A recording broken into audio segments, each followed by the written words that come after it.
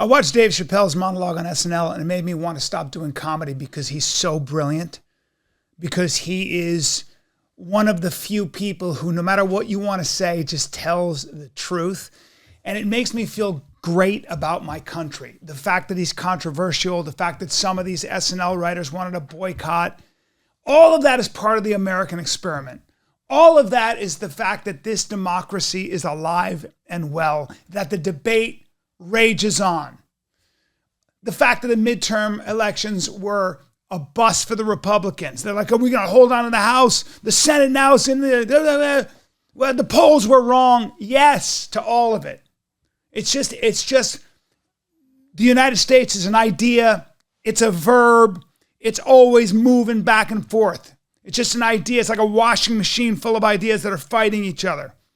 And sometimes you get somebody who's a satirist like Chappelle, and all of us are like, I can't deny what he's saying. He's just saying stuff I wish I'd thought about. I'm in that business, and I am a white belt watching a kung fu master. So I just want to start by saying that democracy is alive and well. The union is in a good state. People are arguing, shouting. Everybody thinks they have the truth in their hands, and it's never been different. And as long as we continue to rage in debate and scream and even insult, I think the truth finds its way. I think that regardless of misinformation, malinformation, disinformation, I don't worry about any of it. Because people like Dave Chappelle exist, and they're allowed to exist. And I think ultimately truth will find its way. It just does. Somebody like Kanye says something totally outrageous, and then it sparks a debate. It sparks a debate, and we keep getting closer to maybe what's actually happening on the ground. And you realize so much of it is denial, and so much of it is, who holds the narrative. If you control the narrative, you win for now. But the truth at the end of the day, the truth is actually what's going to win. I heard Jordan Peterson talking about pain being real. You can tell it's real, man. Aristotle said the same thing. He said, you think you were just a mind, if you think we're just a spirit, watch a woman have childbirth, go through childbirth. You'll realize that life gets real quick. That's a fact. Get punched in the face, man, life is real. But what's the value of pain? What's the point of pain? The point of pain might be to push you towards something even more real, which is truth. Peterson said love. I don't know. I don't know what love is really. Maybe love is, love is surrender, Okay, but love changes. It just does. But truth, I like truth, man. I like the idea that pain pushes you toward closer to the truth in every aspect, in every facet,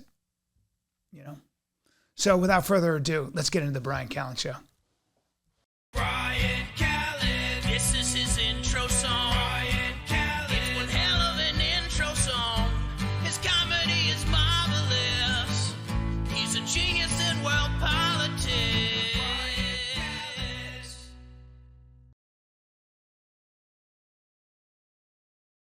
What's bothering me is this chair. This chair's a little loose, a little wobbly. But life is that way. Life's a wobbly chair. Guys, very important housekeeping before we get into the Bryan Callen Show. I've got a lot to say. We will be having guests. A couple things. We're going to have guests. Very, very smart, fun, dynamic guests. Getting to the root of the problem. Not just smart talk, solutions. And we're going to have a new studio. Building a studio out. I'm excited. I'll have books behind me maybe, or just something cool. Just to make me look intellectual as fuck. Now, Addison Improv, Texas. This Thursday, Friday, Saturday, I'm there. Get your tickets, bryancallen.com, Addison, Texas. Basically Dallas, okay? Then Naples, Florida, Off the Hook Comedy Club, December 1, 2, and 3. 1, 2, 3, and 4. I'm not taking the Sabbath off. I'm going Sunday. I'm just doing it. I don't care. It's Naples, okay? And then I got Boston, Massachusetts. Laugh Boston. For New Year's. You've been warned. So be ready, because I'm coming. I'm coming true. I'm coming straight. I'm coming hard. Now, let's get into, first of all, God, there's so much to talk about. There's so much to talk about. You know, I had a good conversation with a young man, a couple of young men, when I was just in North Carolina. And this young man I was doing the Comedy Zone had a great weekend. Shout out to everybody in North Carolina for coming out. You guys were amazing. But young man said, well, do you have a reading list? What can I read? You know, can you tell me? Because I was talking like an older man to a younger man. And I could tell he was a curious, hungry young man. See, a lot of times you talk to people that are just not interested. But there are people out there, and I think you can delineate. When I see a young person who's hungry, who's curious, who's got this it's like having a Ferrari that you just want to find some open road.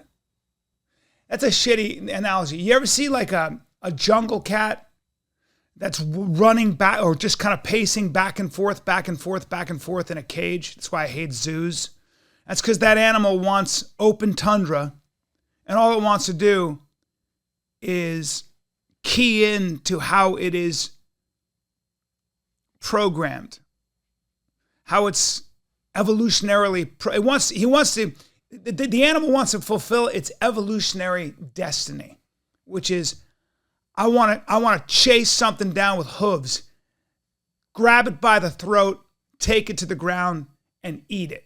That's what I'm made for. And if I can't do that, I got to pace. And sometimes I see a young person, I'm speaking for men mostly, that because women scare me. Their psychology scares me. I don't understand them. I don't know how to speak to them. I really don't. So they're still a mystery to me after 55 years. But young men, I know young men because I was one. So I can see it. And I can see when a young man's brain is like a pacing tiger.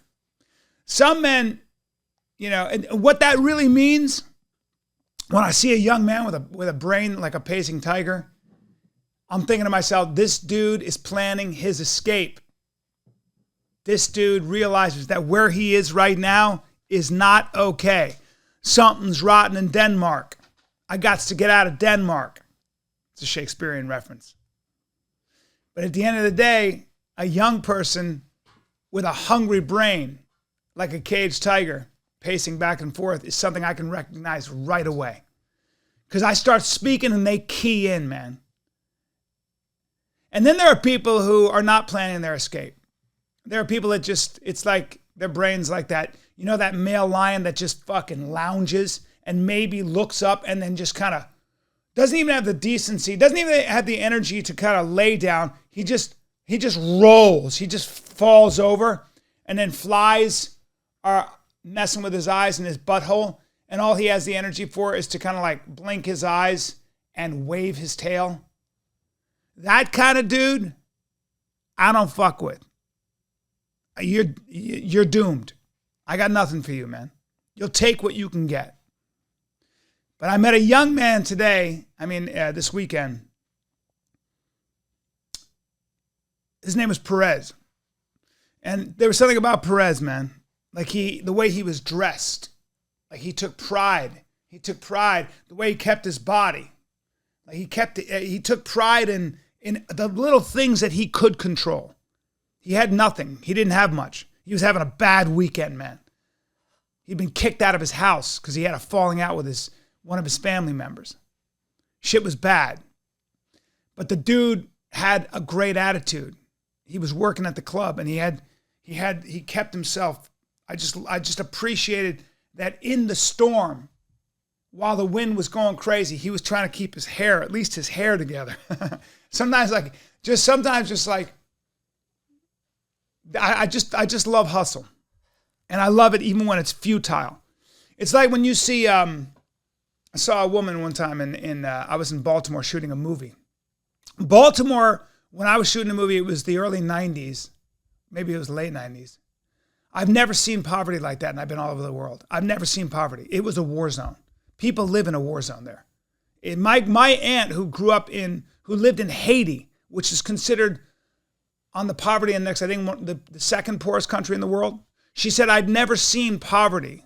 She lived in Haiti. She goes, I'd never seen poverty like I did in Baltimore. because it was also a spiritual poverty. But anyway, I saw this old woman, and she lived in nothing, man. I saw her trying to get the door wedged shut, and she was on her way to church, I think. We were shooting this movie. And I watched her fix herself up, man. I watched her like she had dignity. This is a crazy story. This other guy talked about how they were in Russia, and they'd been rounded up because they were prisoners they were political prisoners. And they put them on a boat, and they were going to ship them off somewhere. They were going somewhere terrible. Or maybe it was a train or something. I think it was a train on its way to Siberia, but let's just say it was a boat. And what he noticed is when they put the men, they had no more room for the men. They put the men into the same holding container as the women. And the women there, they gave the women a giant fucking pot to go to the bathroom in. That's all they had. They had to all of them had to do this. They had to shit and pee in this communal pot.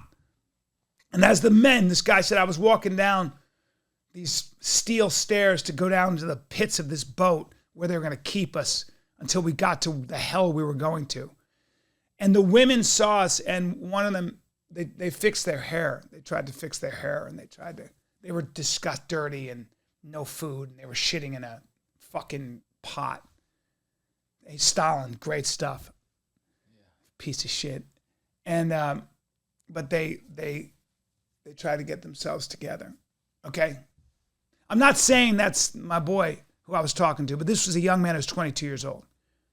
But I was reminded of like how you can do the little things when everything sucks. So anyway, he goes, we start talking, me and this other guy I was with. And he goes, what should I read, man? Give me stuff to read. And I was like, damn, so much to read.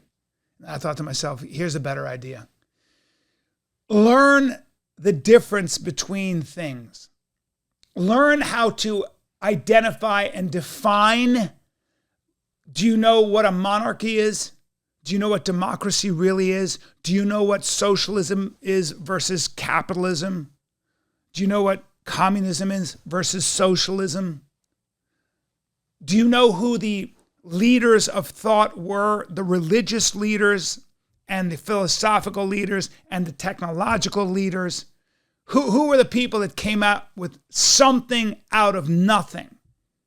Why was Freud significant today? Why is Einstein significant today? Why is Karl Marx significant today? Why is Adam Smith so important today? They had ideas, man, that they wrote down in books that affect everything you do today. The debate continues. It rages on. And then I started taking stock of myself. I'm 55, right? And on the podcast, on the Fighter and Kid, I was talking about how I like Carrie Lake. But I don't know the first fucking thing about Carrie Lake. I like a couple sound bites. This is my mea culpa. All right, this is the mea culpa, I think is Latin for my admission or something. Or my bad. My bad, basically. Mea culpa. Like, I don't know anything about Carrie Lake, but I like the way she was talking to CNN. And I have a thing against CNN because I think CNN's very biased, just like I think Fox News is very biased. But I don't even know how to articulate that. I think I could, but at the end of the day, I found myself getting behind a candidate and I haven't looked at her policies. Then I find out that Carrie Lake was a Democrat until 2018. Carrie Lake was a Buddhist up until about a year ago. Now she's a Christian. You know what I'm saying? I did a little research, took some inventory, some stock, and realized that I've got a lot of prejudice. I got a lot of impulses. I have a lot of confirmation bias. But I walk around acting like I don't, like I have the answers. So take stock in your brain, man. Take a look at what you actually know versus what you don't. It's very important. Dylan, my producer over here. I call him up, he goes, I'm freezing. I'm like, dude, I'm trying to talk. And then I hear him again. He goes, I'm freezing. I go, hey, bro, I'll warm your body up. I'll give you a rub up. I'll get my hands. I call these the warmers, okay? My steering wheel heats the fuck up, okay? And I'll get my hands toasty, and then I'll put them on the sides of your body. I don't care how inappropriate this is. And Dylan's a pretty big guy, pretty scrappy hillbilly, kind of a bit of a hillbilly. He's half Jewish, half hillbilly, okay? He's a handful, but I'll rub him up, give him a rub up. And then he's like, I played 5 rounds of golf and I could collapse right now because my back hurts. Because Dylan doesn't understand how to warm up, and Dylan doesn't understand. And then he admitted he's got a flat ass, which there's no excuse for. Because if you have a flat ass and you're not working your ass, you're going to have back problems. Why do I know that? Because I know the difference. I've done my research. You start talking to me about lower back pain, not a doctor, but I'm chock full of information. And in my opinion, I'm chock full of correct information. Because I'm a guinea pig for myself. Cured my lower back problems by working my glutes. I don't stretch them. I strengthen them. Oh. Yeah, dude. And I use weights to strengthen but elongate my hammies. How about that? Yeah. Consistency. Consistency. You're making my skin hurt right now. Yeah, well, that's the way it is, bro. Oh, God. Okay? You wear general hats. I don't like that you're general with your fucking hats. Yeah. You just have a closet full of hats. I bet you don't even have a shelf for your hats. You probably have just a big old pyramid of hats that just sit there in a general hill, and you just grab blindly at whatever hat you're going to wear today. Doesn't matter if it goes with anything. You're just like, I'm going to wear that, and you do that. I grab a hat, I go, I have to cover up my beautiful hair so that my boss does not feel insecure.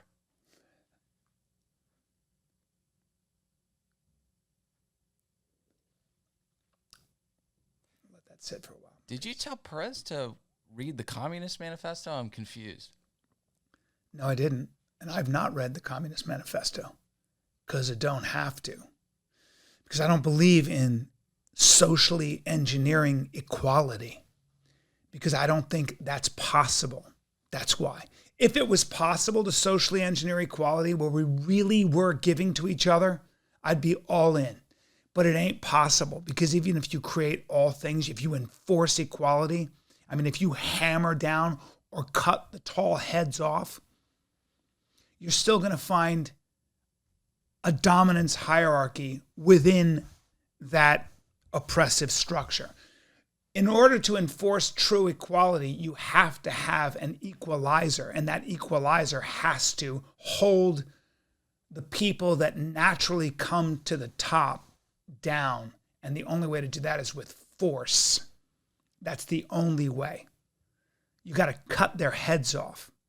Because like it or not, some people are pacing tigers and other people are fucking lions that have no energy at all, no imagination, no courage, no risk-taking in their blood. And all they do is wave their fucking tail at the flies. And I know that male lions are crazy active, crazy fucking active for 4 hours of the day, or should I say of the night. We used to think that the females were the only ones that hunted, until we got night cams and realized that the male lions, for those 4 hours when they're not lying down, for 20 hours, oh my Lord! Oh my Lord! That's why they call him the king of the jungle. No, they only go for the weak animals. No, they don't. No, they don't. If you're a big male rhino or a big male water buffalo, watch out for those 4 hours when Simba is active, okay? Because it's going to be the darkest night when the moon's but a sliver and he's coming for you. They don't know why. They think maybe Mustafa wants to test himself. It's Mufasa. Fuck. God. I meant Mufasa. I meant Mufasa. I grew up on it, man. Mustafa. Fuck. Dude, the point I'm making is you got to have a society that rewards the pacing tiger. Rewards the brain that is a caged tiger. You got to create tundra. And you got to reward that kind of brain or you'll get nothing. That's what I have to say about that. You got to be a Bermuda python. Yeah, you said Bermuda python. He was like, hey, there's this cool thing where a Bermuda python ate an alligator. And I said, hey, Dylan, there are no pythons in Bermuda, but there are Burmese pythons, the invasive species that I hunted in the south of Florida. And they're eating all the bobcats, all the opossum, all the alligators. And the only good news is that the birds of prey are starting to realize they can eat these fucking Burmese pythons. But we got to go all out on those motherfuckers. Because they're an invasive species and South Florida is perfect for them. So anyway, what else about? There's a lot of bloodshed this weekend. Well, there's a lot of bloodshed. I picked correctly across the board when it comes to UFC. I was correct. And I hated winning $5,000. I hated it. I hated winning $5,000 because I thought Israel Adesanya was going to pull it off because he is still a great champion. But I just knew that Alex Pereira with he's just got cakes. He's got cakes. He's got a tailpiece on him. And he's got that he's just a giant with that head and that body. I mean, he is clearly a natural 205-pounder. Just made Izzy look small. And I knew he was going to press the action. And I think what happened in the beginning was he was pacing himself because he'd never been in a 5-round fight. So he was more worried about fatiguing than he was about just getting Izzy. What did I say? I said he was going to get Izzy against the fence, and Izzy's amazing and can move. But with a guy like Pereira, with that kind of accuracy and that kind of experience, he's going to find his mark. He's going to find the soft part of your face, and it's going to be bad. And that's what happened. He just said, I'm going for broke now. Last 5 minutes, I'm going to crowd you against that fence, and I'm going to start slugging. And he's just a bigger, stronger man. There's a limit to what your face can do. There's a limit to what your head can take. If you've ever fought at all, I don't care how tough you are, I don't care how big your head is. When you get hit here in the jaw, behind the ear, or right here, you lose your equilibrium. You get cracked in the liver and you're like, like that, and then boom, this comes, and that comes again. There's nothing you can do. Your brain shuts off. Izzy's still a great champion. But Pereira he's just physically too big. His striking is too experienced. Now, if I'm Izzy, and I have no business giving anybody in the UFC any advice, but I was surprised that Izzy didn't just go for broke and wrestle that dude. And when he had his back, throw in both legs and just throw in that submission. I mean, he's got those long legs. He could put a body lock on him. I was really surprised he didn't use more wrestling. But maybe Izzy doesn't work his wrestling as much. I don't know. But I think that if I'm fighting Pereira and I'm anybody in the 185-pound weight class, all I'm thinking about is how to get him on the ground. That's all I'm trying to do. We'll see. Carla Esparza, I knew that I just think Weili is she's just a different kind of athlete. She's just a physical specimen. It's just a different look. I mean, I don't know what's going on with that Chinese system, but something tells me that she's got the benefit of a lot of interesting coaching there. And she's very hardworking and very athletic and just looks different. Her body looks different. What's the subtext here? Are you I'm saying Carla Esparza is as good as a human being can be with those resources. Got it. The Chinese have some pretty cool PEDs. Hey, I did not say that. Pretty wicked cool I PEDs. have no evidence for that, just like I have no evidence to suggest that Carrie Lake is a great candidate. I don't have evidence for that, so I don't like to speak out of turn, but there was there's a marked difference just physically and speed-wise in Wei Li Zhang. But Carla Esparza is just, I respect her. I just think she's incredible, but that's just a different thing. But I was right in my pick there. I was right in my pick with Pereira. I was right in my pick with Dustin Poirier. Justin is just too good if you're going to stand and bang with him. And the way Chandler has insane explosive power. But he, like Dustin said, I mean, he's so fast and strong, but he's throwing those looping bombs. And I think with somebody like Dustin who keeps this, who's so technical and just throwing straight, it's a liability, I would say. And so I was not surprised at that result. It was what I bet on. And I was right. What's your take on snorting blood in someone's face when you're on top of them? Snorting blood? Yeah.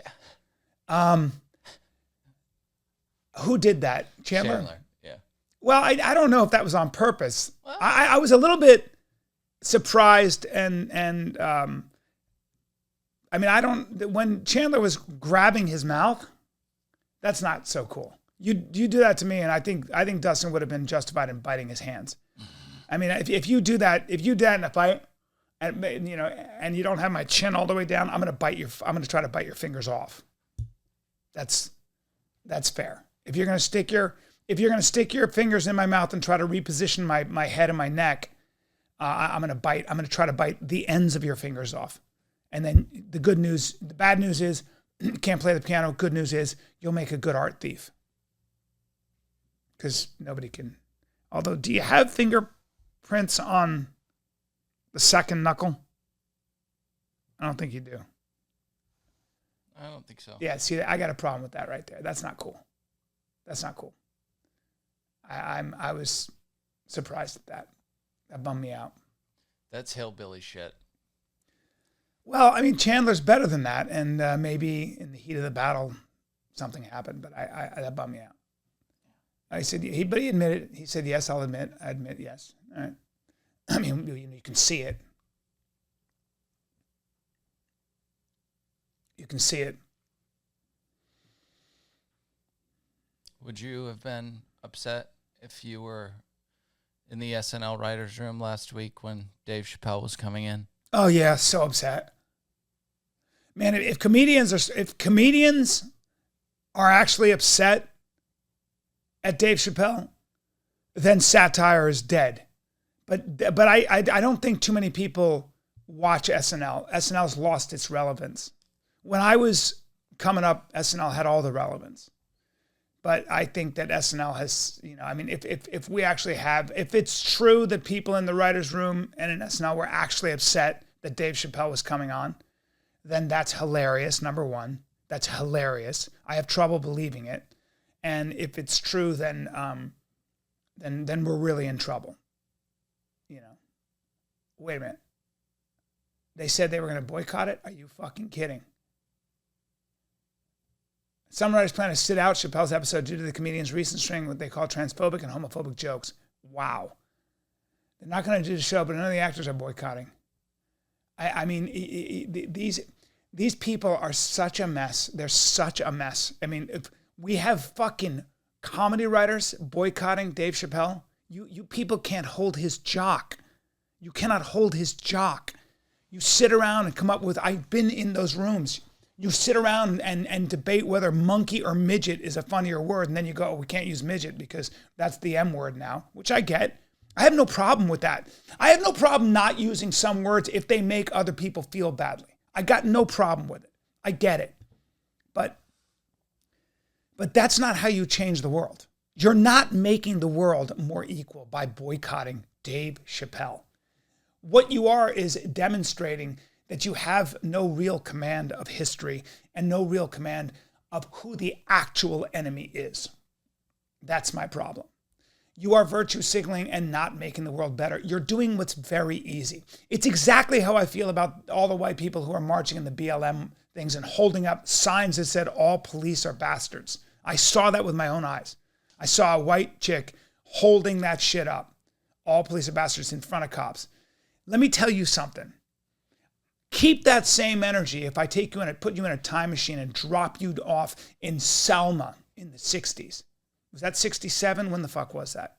Either way, in some of the marches in the South, when the cops were waiting with batons, hoses, and dogs. Keep that same energy. 1965. Yeah.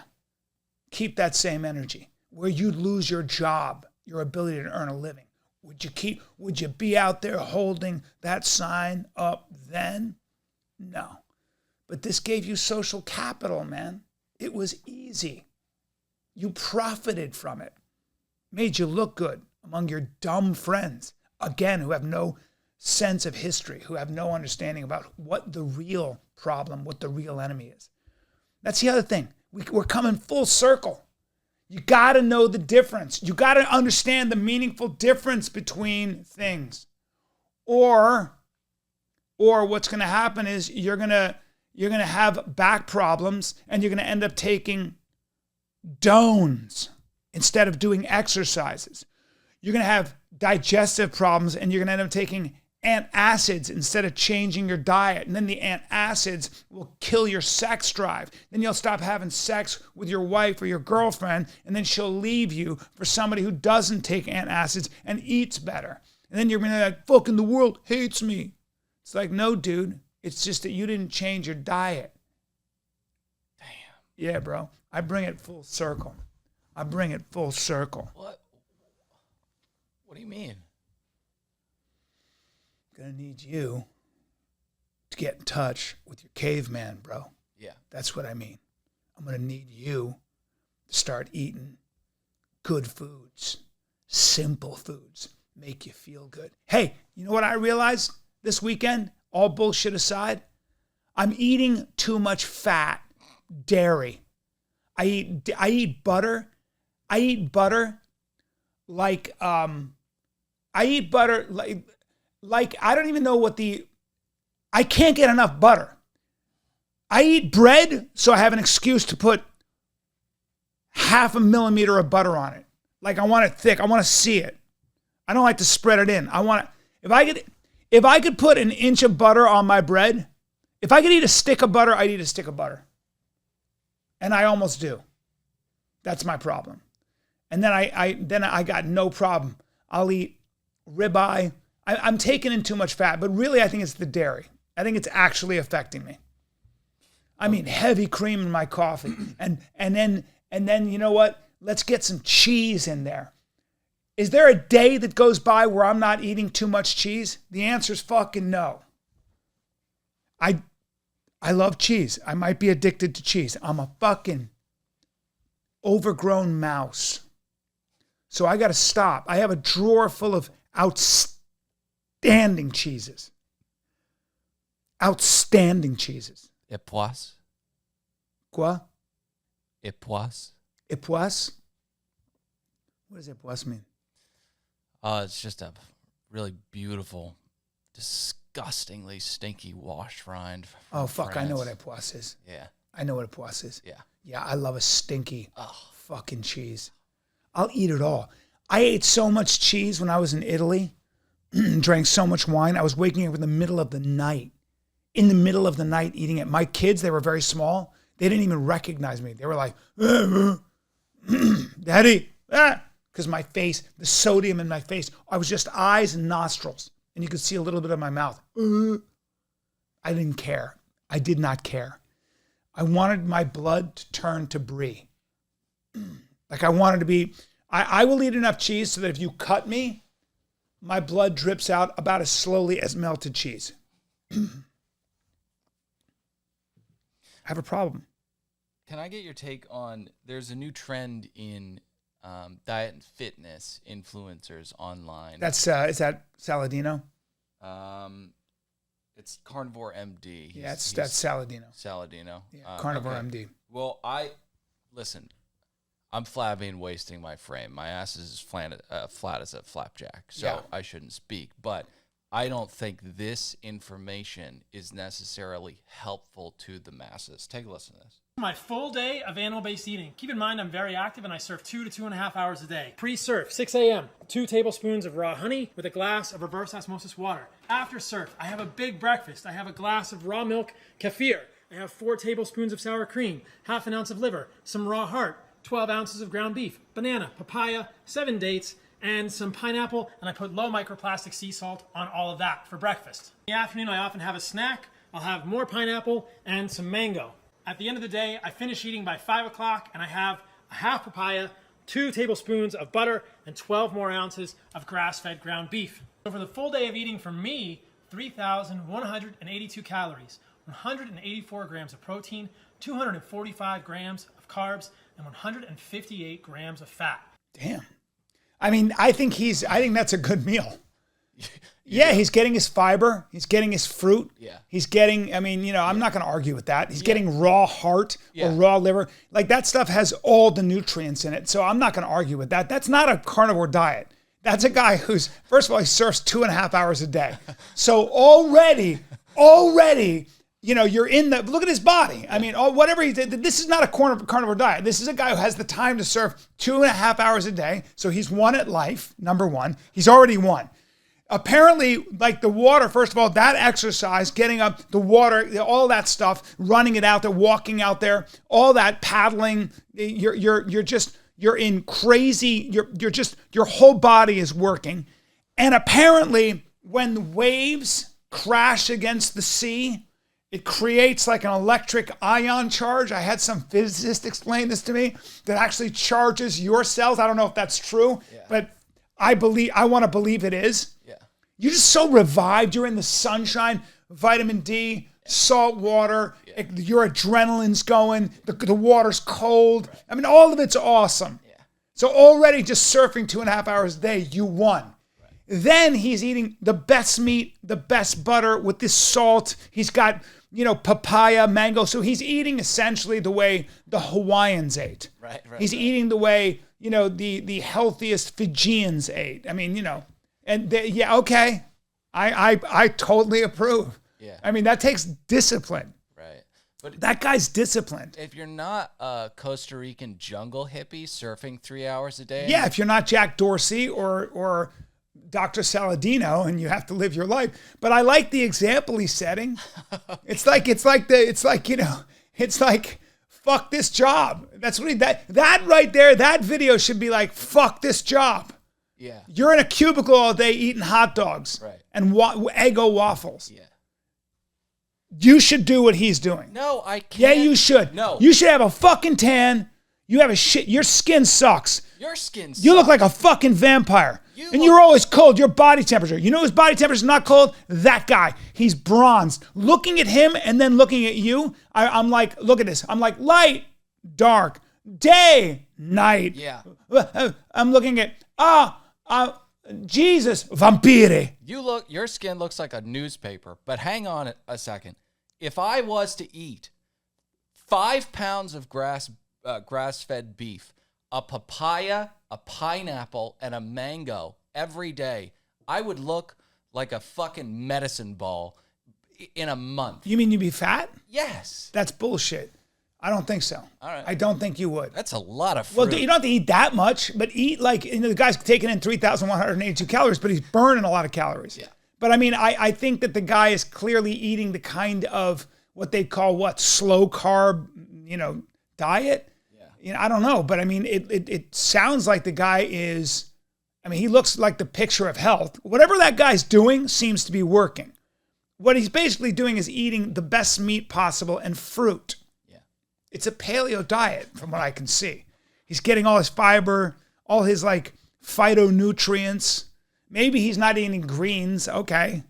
That makes me want to do exactly that. Oh my God. Yeah. Yeah. It makes me want to do fucking that. I'm not going to have sour cream, but I like kefir. Kefir is basically fermented dairy. Yeah. So I'm back on dairy, everybody. Yeah. That's all I needed. That's all I needed. He's not eating any bread. His triglycerides are probably crazy low. I'm not a doctor. I don't fucking know, but that guy looks like he knows what he's doing. So hooray for Dr. Saladino. Let's get him on the podcast. I got to interview that guy. Okay. Can we do one more? Yes. This is great. God, I can't get off Reels, Instagram. I'm a fucking maniac. When I can eat like royalty when I'm traveling. Refreshes, start from the beginning here. Okay, never mind. When I can eat like royalty I ever when I'm consume- traveling. Today for lunch, I'm having 2 pounds of grass-fed ground beef.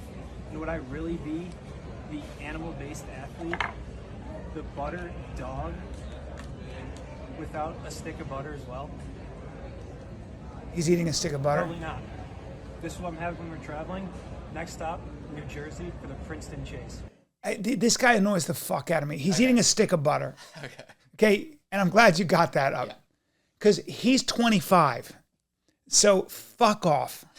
You're 25, so you can eat a stick of butter. Also, that's so dumb. This is where people get crazy. This is the Dave Asprey bulletproof shit. All due respect to Dave Asprey, but it's not like I look at him and go, you look young. It's like, I don't buy it. I don't buy this I don't buy that 50% of your diet is saturated fat. Sorry. Doesn't make me feel good. Like, get out of here. That's just a fucking dumb, gimmicky fucking post. And also, you're wearing a bow tie. So You're on a plane with those socks, those very uncomfortable Gucci shoes, Versace shoes, whatever they are, they're slippers with a tiny sole that keep your fucking toes are a couple goose beaks, okay? You got goose beaks for toes. Those are your toes. And on top of that, you're eating a stick of butter in a bow tie. So you cuckoo bird. And you'd probably get bullied if I was a different kind of guy. And you deserve to be bullied a little bit. you travel a lot. I don't know how you get that much warm grass fed beef through TSA. I just don't know how you do it. They go, what is this? And you're like, it's my grass-fed beef. But didn't he buy that beef? No, he brought that. He beef brought the with beef and him the to butter. airport. Yeah. That's awesome. I would look at that stick of butter and I'd be like, I'm confiscating this. He'd be like, but it's butter. I go, but it could be Semtex. It could be explosive. But you can test it, I know.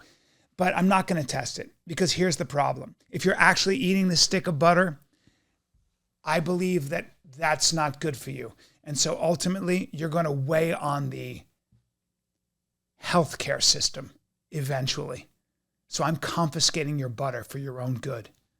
And even if I'm wrong and it's good for you, I'm confiscating it anyway out of spite because you are trying to be different in a dumb way. You are trying to buck against the norm, buck against the status quo by eating a stick of butter on camera for all of us to go, what? And you want to be the one to be like, I know, crazy, but I hold the truth in the palm of my hand. And you know why I know you're doing that, dude? Because I did it. Because I was your age once, and I was trying to negotiate the age-old problem of individuality. How do I become the signal in the noise? I like that guy. His brain is like a caged tiger. He's got a fertile brain. He wants to do something different. But that's a waste of time. It's a waste of time. Eating a stick of butter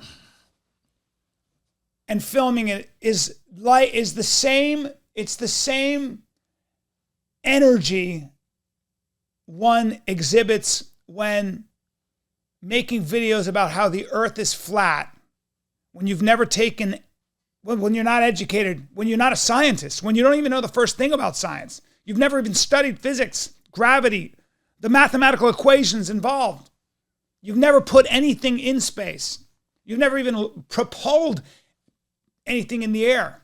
You don't know the first rules of propulsion of physics. But you benefit from science every single day, of course. You just don't even know how you do it. But you do. Just the fact that you live in a world where you're able to promulgate or propagate that kind of horse shit on camera, but you don't know how the camera works. You don't even know how the microphone works. You don't know how it digitally gets from point A to point everywhere. You have no idea. But you're a flat earth expert now. All the science is wrong except for you. It's the same idea. But this is what young men do. Young men, and I was one of them, so I get it. I was the same way. And in some ways, maybe I'm still the same way. I just told you how ignorant I am. At 55, I got a lot of opinions. I would probably have voted for Carrie Lake, and I don't know the first fucking thing about Carrie Lake. That's a problem. Okay? I don't really know how the government works necessarily. I actually don't even know what a runoff is. How about that? I don't know that if you quiz me on what a runoff, like now that Herschel Walker and Warnock are going to go to a runoff December 6th, I actually don't know. I couldn't really tell you what a runoff is. I really couldn't. Runoff voting refers to two-round system, a voting system used to select a single winner, whereby only two candidates from the first round continue to the second round, where one candidate will win. Instant runoff voting, an electoral system whereby voters rank the candidates in order of preference. I don't know. I still don't know what that means. Still don't know what it means. So there's a lot I'm ignorant to too, and I still run my mouth just the way you do. But here's my point. If you're young, there are productive, fruitful ways for you to become an individual. And there are unproductive, unfruitful ways for you to try to look like you are an individual. And maybe that's the difference between style over substance. You'll see people that do this with their appearance. It's called affectation. They don't know what to do with their energy, so what they'll do is they'll pierce everything. They'll cover their face in tattoos. Or then you'll get somebody who basically wears hemp clothing, sandals that they made themselves, and wears funky hats, and smells like patchouli oil, and lives out of their van. That's also affectation. It's basically trying to separate yourself from the herd. It's not that impulse is a bad thing, but I think when I see someone like Israel Adesanya, Kamaru Usman, I respect those guys so much. Anybody who tries in the UFC, anybody who fights in the UFC. I respect those, Rose Namajunas or Weili Zhang or whoever it is. I respect those people so much because they are separating themselves in a way that's so difficult. God. Being a champion or just trying to be a champion, just coming close to being a champion, like Dustin Poirier, Michael Chandler. It's so difficult. It's so fucking difficult. That's why I read Ben Askren's book.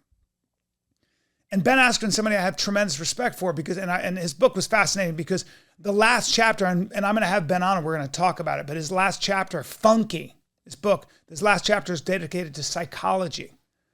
And when you're trying to be the funniest you can be, like I try to be, when you're trying to be the best fighter in the world, the best wrestler in the world, man, what you learn about yourself in that effort, in that endeavor, is where the gold is. That's what it's worth. Not the money, not the attention. That's all a distraction. But so one of the things Ben talked about was once he became a champion, once you become a great champion,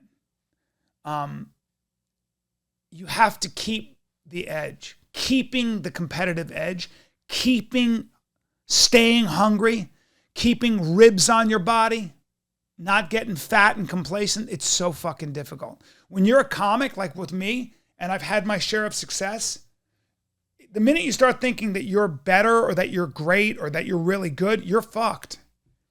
I can't do that. I've got to realize that I suck right now. I suck. And I've got to come up with, I'm not writing original shit. And I'm afraid that I'm going to keep repeating the same questions. That's a big problem. It's a big problem. So discomfort insecurity, even dislike of yourself, or at least the state that you are holding yourself in. Those are very essential. Stay uncomfortable, my friends. Stay uncomfortable.